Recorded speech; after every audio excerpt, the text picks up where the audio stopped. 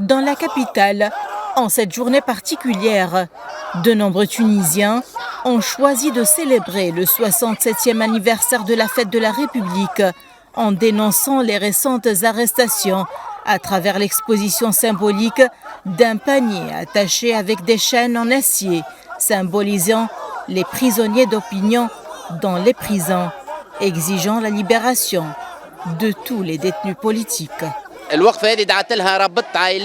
Cette manifestation a été organisée, préparée et mise en œuvre par les familles des détenus politiques et des prisonniers d'opinion. Ils ont voulu exprimer et décrire à l'opinion publique tunisienne leur souffrance continue avec leurs proches détenus depuis plus d'1 an dans les prisons tunisiennes. Lors de la manifestation, ils ont appelé à mettre fin au harcèlement des opposants politiques et aux restrictions des libertés. La veille, le président tunisien a gracié des prisonniers ayant été détenus pour l'unique cause de s'être exprimés sur les réseaux sociaux.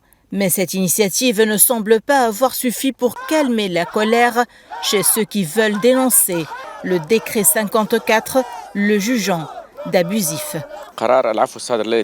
Dans la décision de grâce présidentielle rendue hier soir, on sent une reconnaissance implicite de la part du président de la République que le décret numéro 54 est injuste et qu'il impose de lourdes sanctions aux blogueurs et restreint les libertés d'expression et les libertés de publication en Tunisie.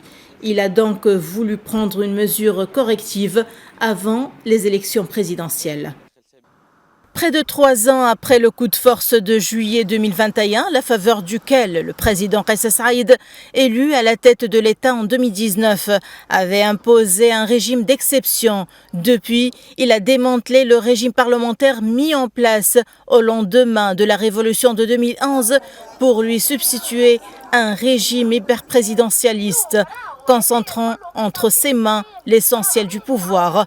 Pour les partisans de Kais Saïed, cette approche permettra au pays, tôt ou tard, de passer d'un état de désespoir à un état d'espoir. Pour d'autres, est considéré comme risqué pour la fragile démocratie tunisienne.